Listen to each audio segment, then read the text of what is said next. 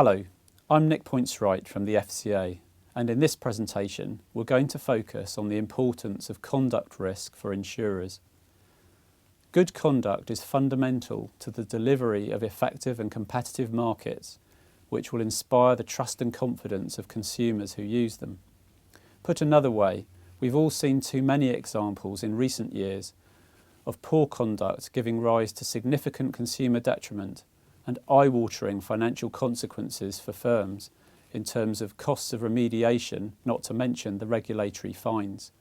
So this is an area that's increasingly attracting the attention of all stakeholders, not just consumer groups and regulators, but the wider shareholder community as well.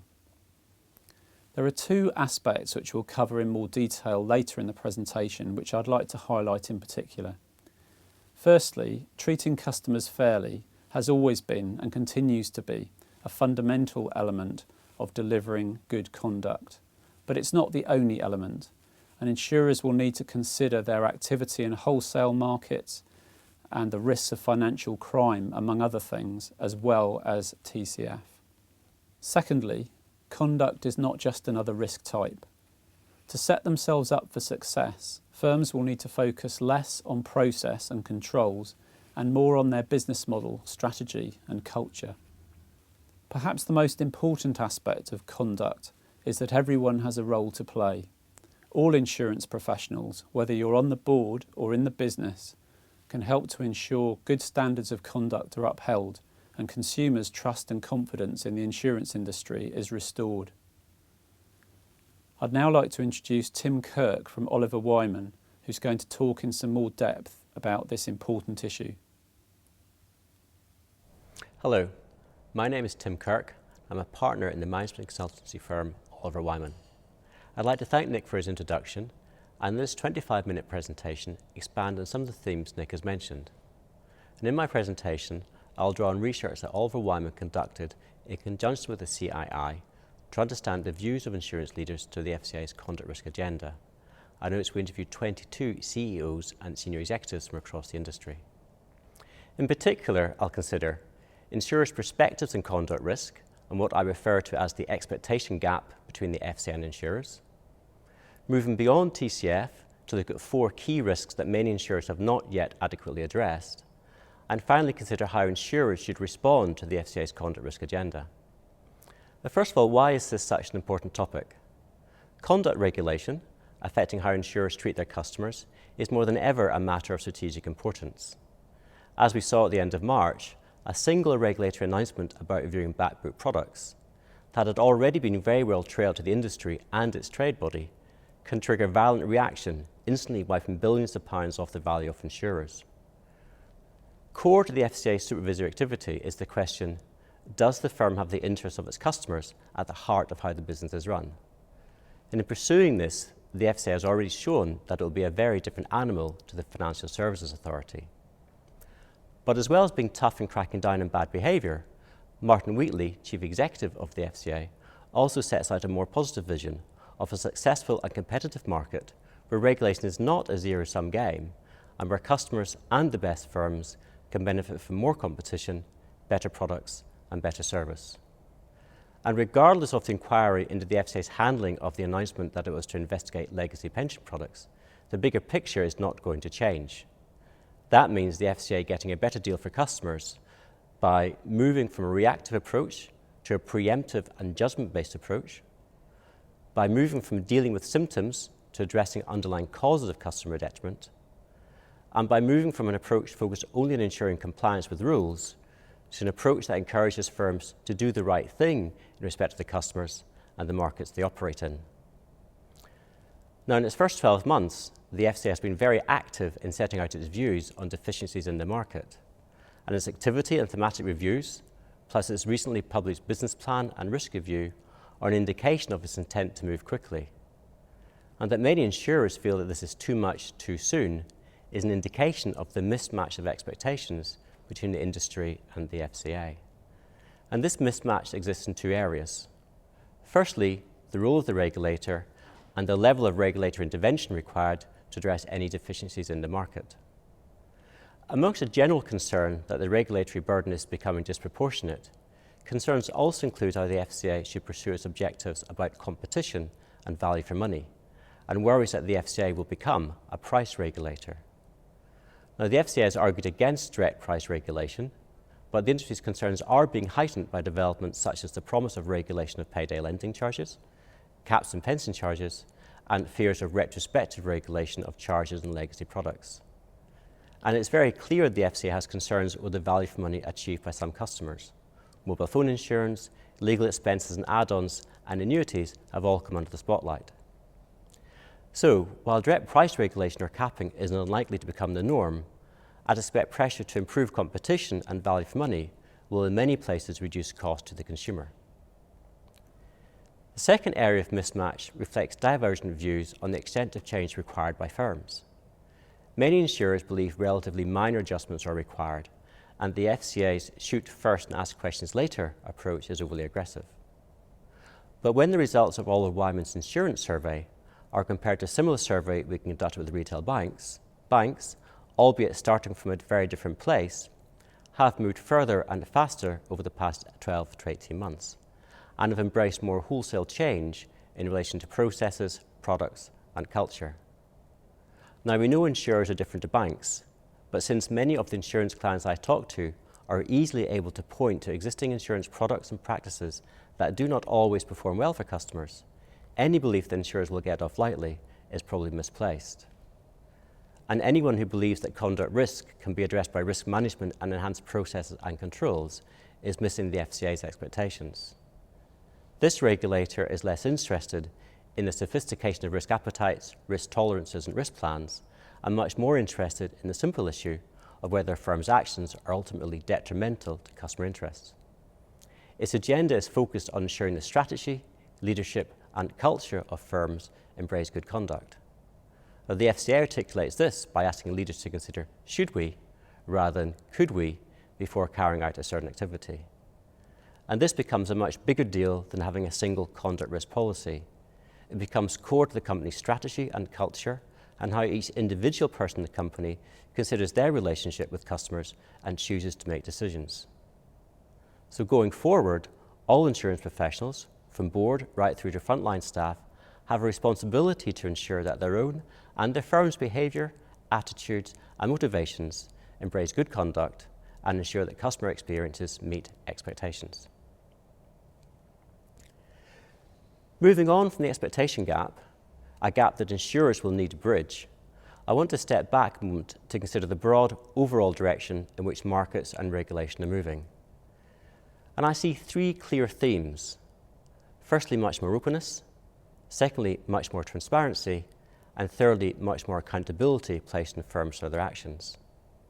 And this creates four emerging issues that may become particularly challenging for insurers and start to move conduct regulation well beyond treating customers fairly. And I'll look at each of these in a bit more detail.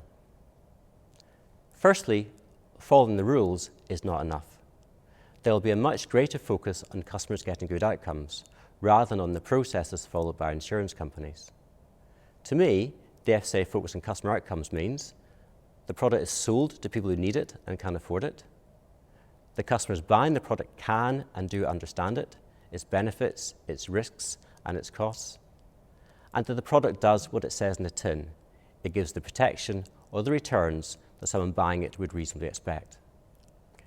While no insurer is likely to dispute that this is the right aim, there are still a number of questions that neither the regulator nor firms have been able to fully answer. What are the responsibilities of insurers in ensuring that its customers understand the products they are buying and that these products are suitable? At what point does the customer have to take responsibility for ensuring that they understand the products and the products are suitable? And what are the insurer's responsibilities when the product is being sold by a third-party distributor? And the bar keeps moving in each of these. Previously, you had to disclose all relevant information, then make sure it was clear, fair, and not misleading.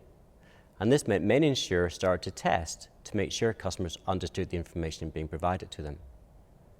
But is there now a responsibility to check that the communication is being read and that it is being used to make a reasonable decision?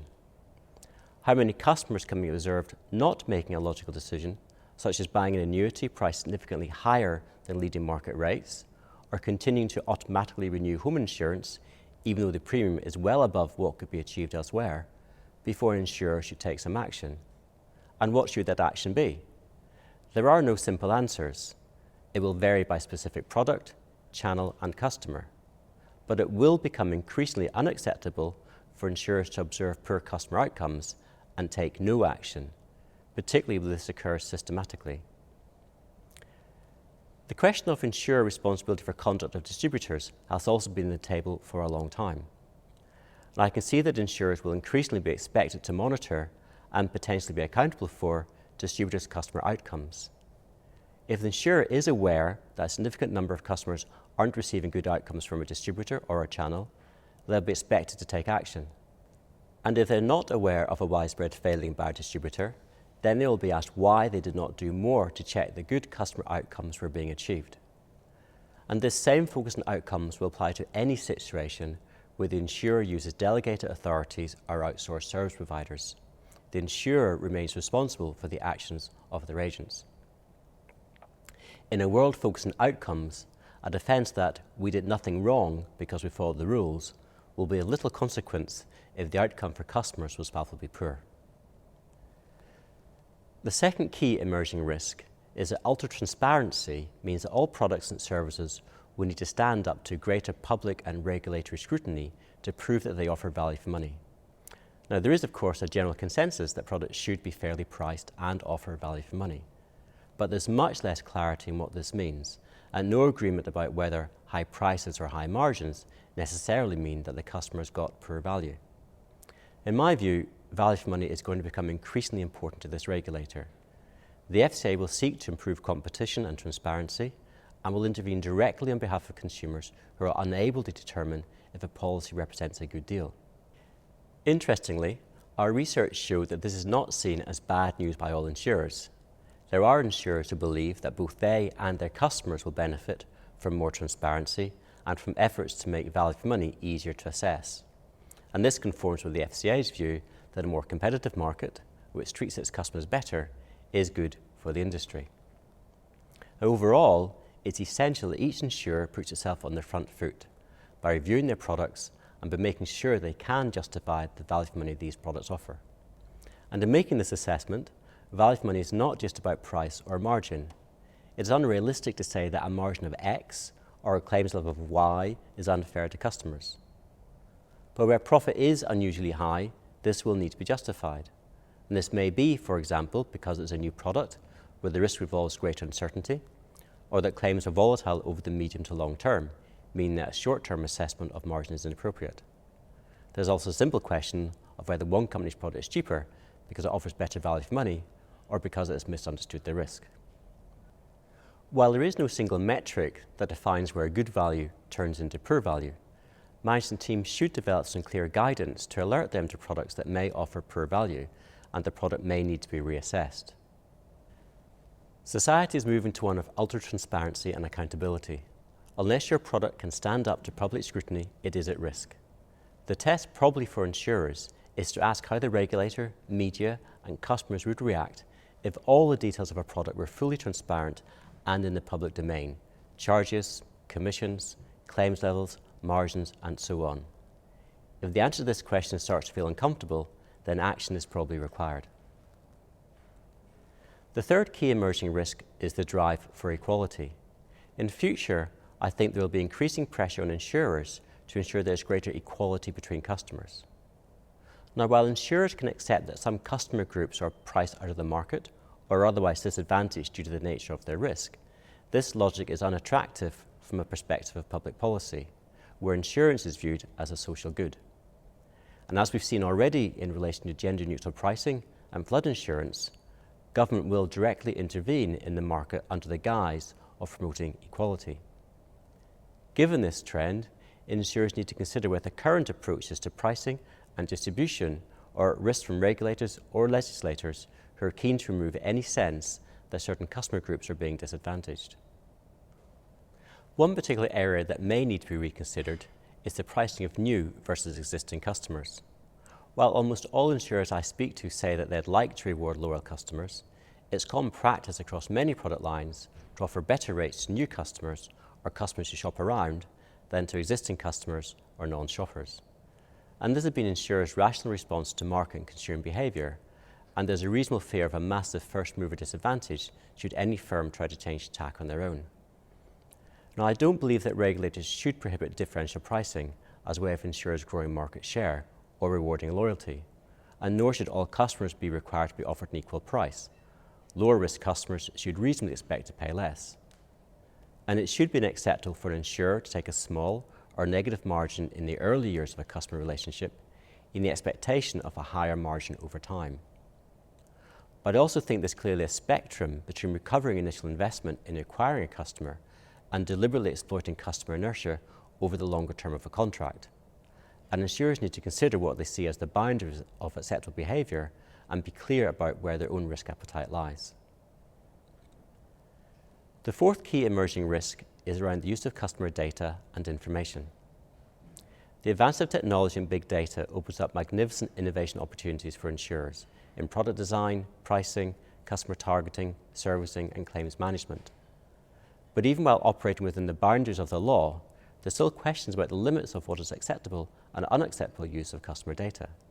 And there's both a regulatory and a reputational risk for insurers if big data opportunities are exploited than customers want or are comfortable with. So to ensure the advances in technology are not jeopardized by poorly judged sourcing, usage or management of data, insurers need to develop clear guidance and principles on the use of customer information. Now, you can argue there's no problem if the use of information is delivering a better outcome for the customer, for example, in the form of a better annuity rate or to detect fraud, and the information is available within the public domain, and a Facebook posting is arguably putting information in the public domain. But what if the insurer uses information that is legally available but is obtained without the customer's explicit consent in order to price a protection product, and this additional information results in a higher price for the customer or cover being declined? Another interesting area is the use of behavioural data. Some insurers are experimenting with using information about the way a customer behaves on their website as an input into the price quoted. For example, a customer who tries several alternative amounts for an excess on an online motor insurance policy is considered to be more sensitive to price than someone who just requests a quote with a standard excess. Other examples of this dilemma include whether it's fair to load the premium for one customer if they happen to share the same address as someone on a fraud database. Insurers need to be confident that not only are they operating within the letter and spirit of all relevant laws and regulations, but that as they capture and make use of new sources of customer data, they're happy to defend what they do to customers when asked. To date, most of the debate has been dictated by what is technologically possible and commercially useful. The potential for significant reputational and regulatory risk associated with customer data means that more discussion is required about what is acceptable.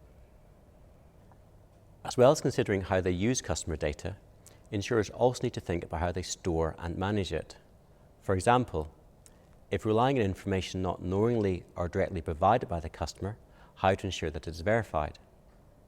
How is data kept up to date so that only the most recent information about a customer is used to make a decision?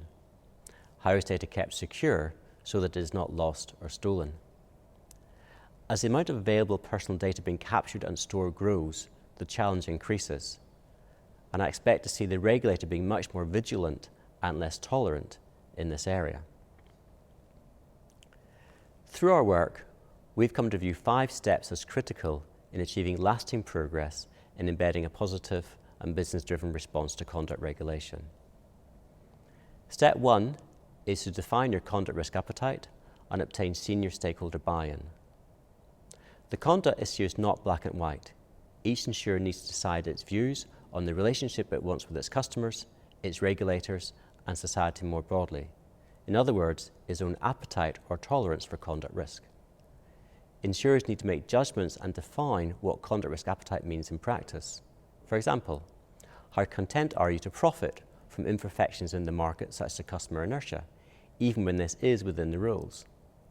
To what extent should all customers be offered the lowest possible price, or should loyal customers be rewarded?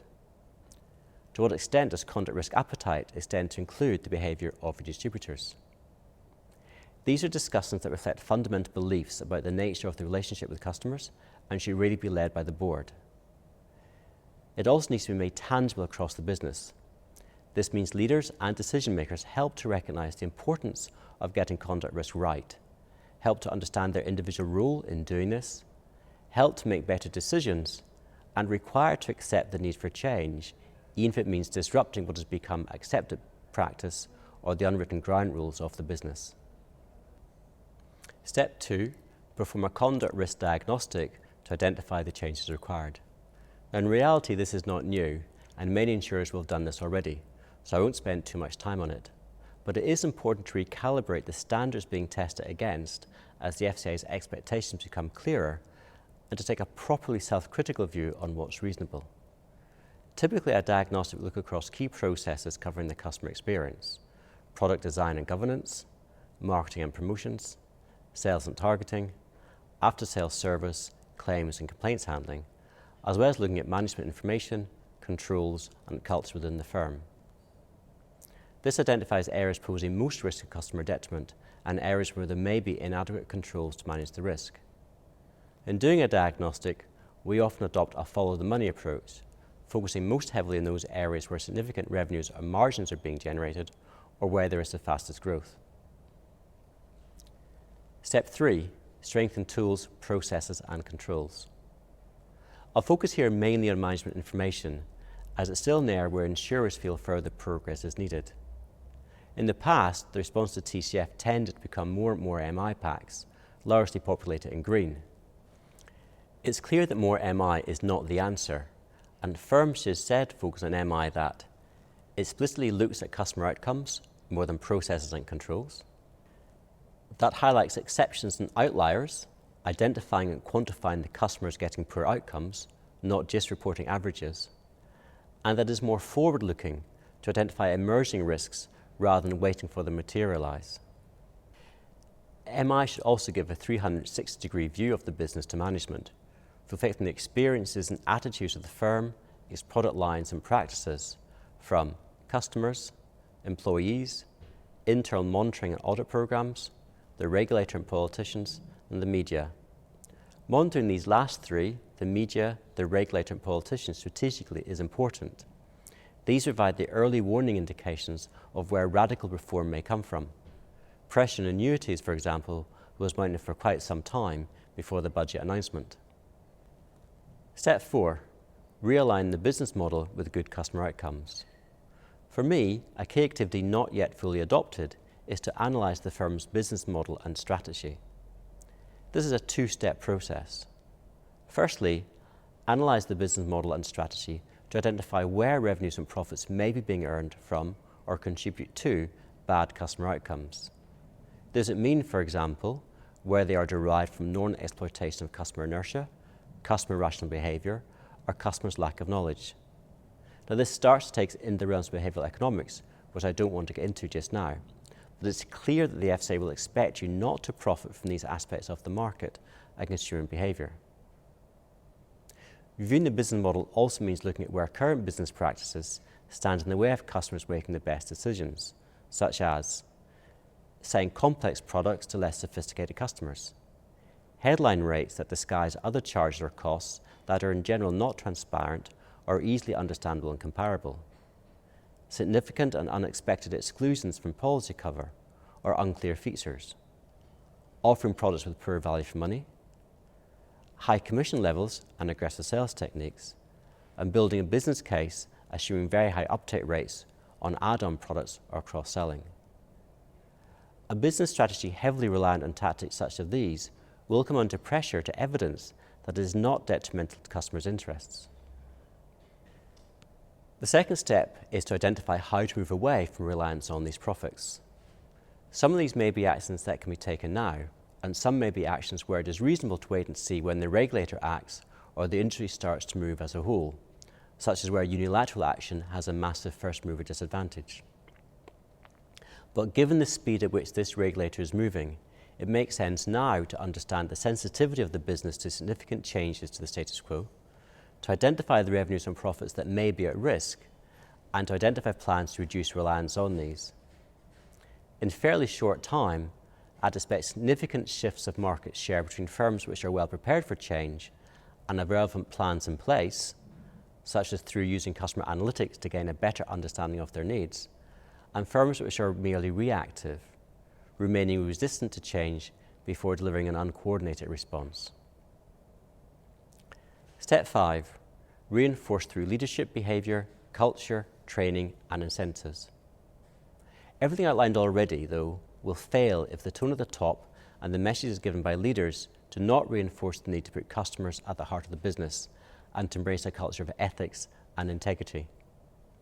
The simple definition of culture I like is what we do when no one's looking and no one will find out, and it's how we act when there are no rules. These definitions apply to all of us, of course, and we each make decisions in relation to them every day. As industry professionals and members of the CII, this means that everyone can make a difference, either by making different decisions or challenging the decisions made by others. And management teams collectively need to move away from policies and grand statements of corporate values and form a realistic view of the culture in their organisation, understanding the unwritten ground rules and relationships that influence the way decisions are taken on a day-to-day basis. This will include the incentives, targets and instructions that leaders set across the business. But above all, it is the senior leaders of the firm and how they behave, act, make decisions and communicate that have the most impact on creating and reinforcing the culture of the firm. And the FCA will rightly look here for evidence of how leaders are setting the tone for the firms they run. So in conclusion, most insurers have made significant investments to improve customer outcomes, but also do not generally share the same views of the FCA about the extent of customer detriment and the scale of change required from the industry. In fact, there is a real concern in the industry that too much regulation could reduce competition and innovation to the detriment of customers. However, it's important for insurers to identify the significant trends of openness, transparency and accountability that will shape the nature of conduct regulation and the broader marketplace. And each insurer, with the active involvement of their board, will need to decide what impact these trends may have on their business models, how they want to respond, and their appetite for regulatory and reputational risk. And specific thought should be given to the need to focus on outcomes, value for money, equality, and data management. In our experience, this exercise requires a structured approach to identify what business practices and operations need to change and how, supported by a strong focus on ensuring the firm's leaders and culture set the right tone for the business. Insurers who consider that conduct risk is no more than an evolution of TCF are likely to find themselves on the wrong side of the FCA, and they will also fall behind as other insurers develop business models, products and cultures more tuned to today's and tomorrow's market. I hope you found this presentation helpful. Conduct risk for insurers, responding to a fundamental shift in regulatory expectations, a report published by Oliver Wyman and the CII earlier this year, is available at www.oliverwyman.com. And I can be contacted at tim.kirk@oliverwyman.com. Thank you very much for your time. Goodbye.